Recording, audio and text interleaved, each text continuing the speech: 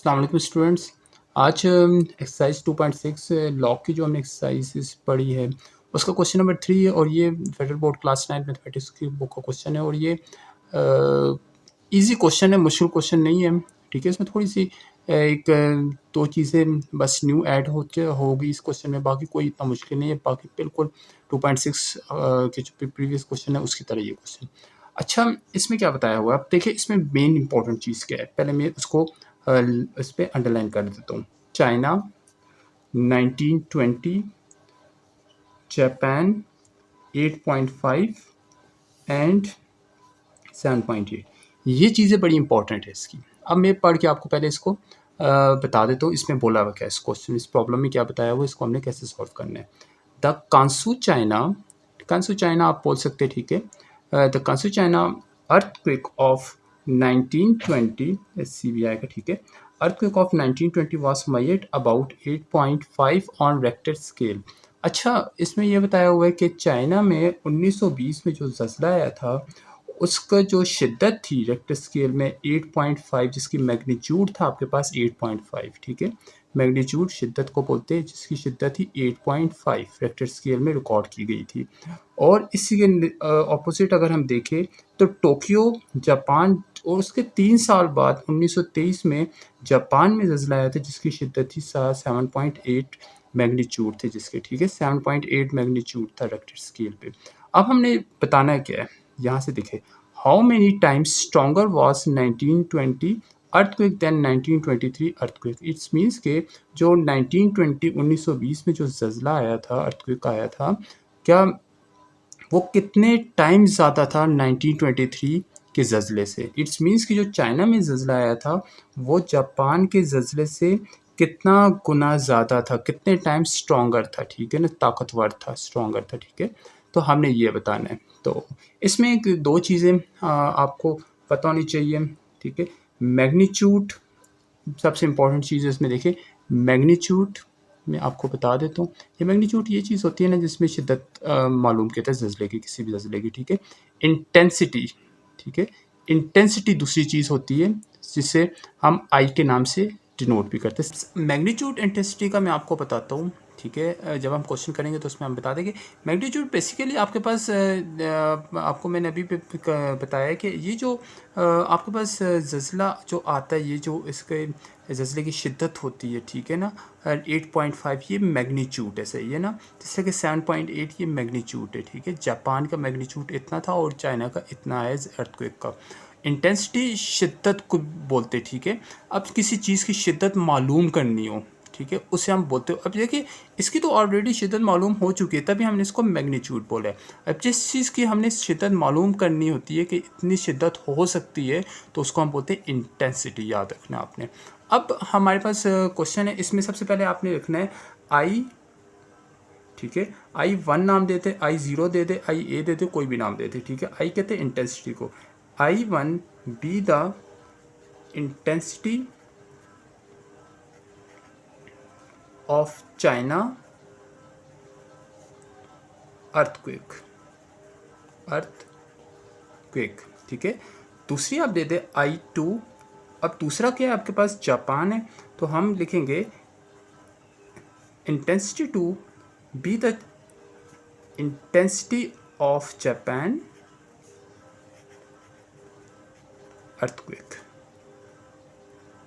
अच्छा, ये दो चीज़ें हम लिख लेंगे कि हमने इसमें क्या करना है, ये बताना है कि चाइना की जो शिद्दत थी ज़लज़ले की वो जापान की शिद्दत से कितनी गुना ज़्यादा मतलब कि तेज़ थी, स्ट्रॉन्गर थी, ठीक है ना।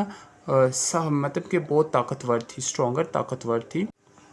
तो स्टूडेंट्स यहाँ पे हमने एक चीज़ का लाजमी ख्याल रखना है, इसमें हमने मैग्नीट्यूड का फार्मूला यूज़ करना है, ठीक है। तो मैग्नीट्यूड का फार्मूला आपके पास होता है, याद रखना आपने, मैग्नीट्यूड को एम के सिंबल से डिनोट करते, लॉग, ये चीज़ का आपने लाजमी ख्याल रखना है। लॉग आपके पास आ जाएगा इंटेंसिटी, यहाँ पे आप कुछ भी दे सकते हैं, ठीक है। इंटेंसिटी हमने चाइना को 1 का नाम दिया था, ठीक है, लेकिन ये यहाँ पे नहीं लिखना होता, यहाँ पे ओ डालना होता है, ठीक है, क्योंकि शिद्दत इसकी मालूम कर रहे हैं हम। अब उसके बाद जापान की भी लिखते हैं, magnitude log intensity divided by intensity O. ये फार्मूला आपने लाजमी याद रखने। अब आपको मैंने एक लॉ बताया था कि log M divided by N which is equal to log M minus log N. ये फार्मूला मैंने आपको बताया था कि log m divided by n किसके इक्वल होता है, log n माइनस एन के। तो हम अब इस क्वेश्चन को तरफ जाते हैं और मैं आपको बताता हूँ यहाँ से आगे क्या करेंगे। कि अब यहाँ से आगे आपको देखो सिंपल पता चल रहा है कि मैग्नीट्यूड, मैंने आपको पहले भी बताया था कि मैग्नीट्यूड क्या होता है आपके पास, ये जो शिद्दत का हमने वेक्टर स्केल में मौजूद मालूम कर ली होती है, ठीक है। तो चाइना का जो ज़िला आया था वो कितना था, 8.5। तो हम यहाँ पे m की जगह लिख देंगे, मैग्नीट्यूड की जगह 8.5 divided by log m divided by n। log m divided by n क्या होगा, आप इसको I1 का नाम दे दें चाइना को, क्योंकि हमने 1 का नाम रखा है, और इसको हम I2 का नाम देते हैं, कोई इशू नहीं है, सही है। और intensity 1 intensity O intensity 2 into intensity O, ये चीज़ आपने याद रखनी है। अब log m minus log n, ये चीज़ आपने लाजमी ख्याल रखनी है। अब मैग्नीट्यूड जापान का जो आया था वो आया था 7.8 equal to log m minus log n।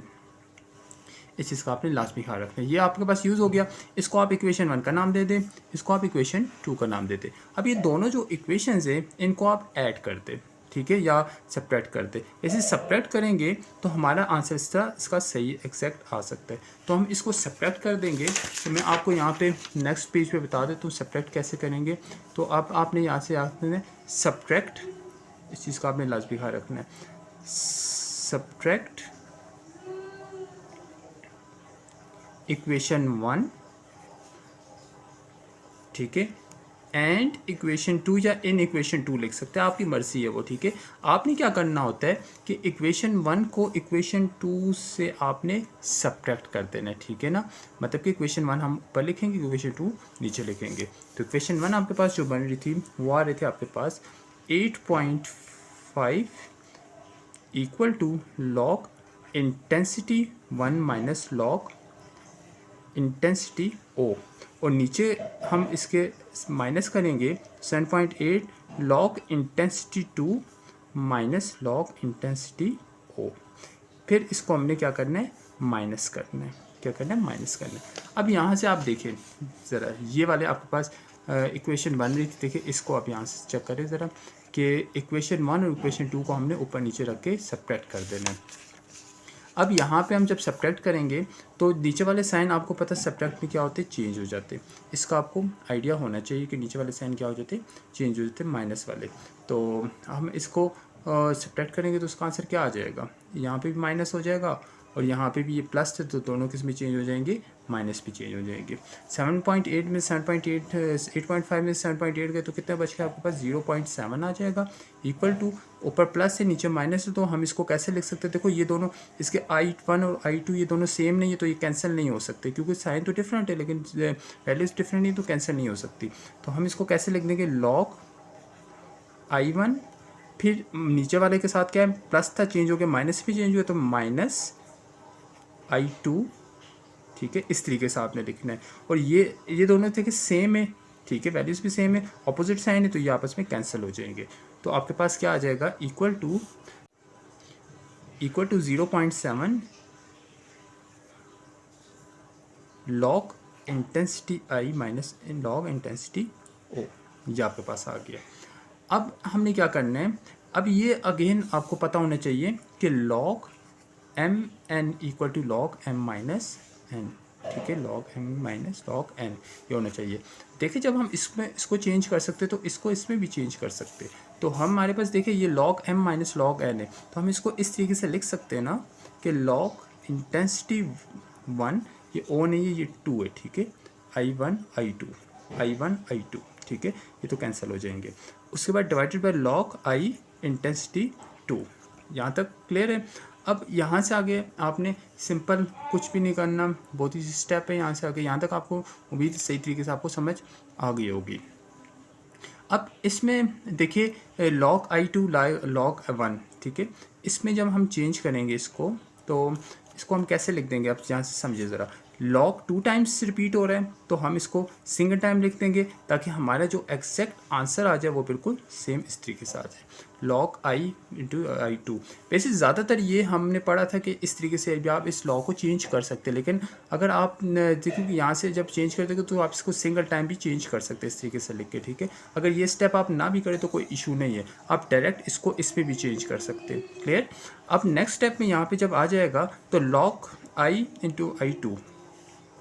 अब I2 और I1 जो है, अब इसका सिंपल सा काम है, कोई मुश्किल काम नहीं है। ये जो लॉग है ना, लॉग इसको उठा के आप दूसरी तरफ ले जाए तो ये किस में चेंज हो जाएगा, एंटी लॉग में चेंज हो जाएगा, ठीक है।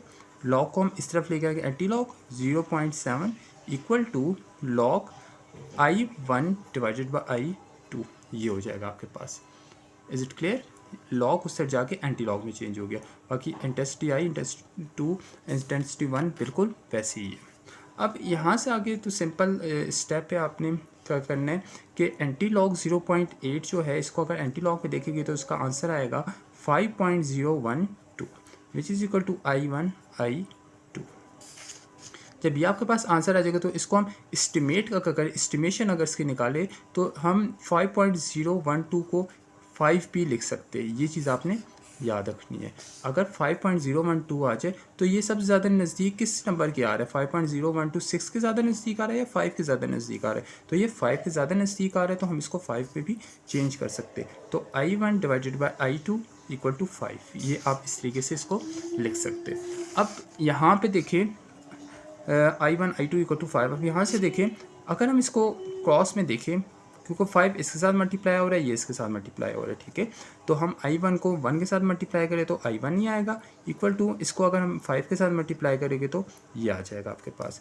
इट्स मीन्स के अब यहाँ पे ये इसका एग्जैक्ट फाइनल आंसर है। इसका मतलब ये होता है कि ये जो I1 था हमने शुरू में किस से डिनोट किया था, I1 को चाइना की इंटेंसिटी से डिनोट किया था, और I2 को किसकी इंटेंसिटी डिनोट किया था, जापान की। आगे समझ। तो I1 इक्वल टू मीन्स के चाइना का जो जज़ला आया था वो 5 टाइम्स ग्रेटर था, स्ट्रॉन्गर था, किससे, जापान के जज़ले से, ठीक है। मीन्स के I1 equal to 5 intensity to, इसकी शिद्दत जो थी चाइना के जज़ले की वो 5 टाइम्स स्ट्रॉन्गर थी, किससे, जापान के जज़ले से। तो अगर देखें 5I2 की जगह जापान का जज़ला डाल दे 7.8 तो उसको इससे मल्टीप्लाई करेंगे तो तब चाइना की शिद्दत की मुताबिक इसको बनेगा। तो हम आखिरी में आप इसे भी लिख सकते हैं, अगर स्टेटमेंट पे आप लिखना है, ठीक है, चाइना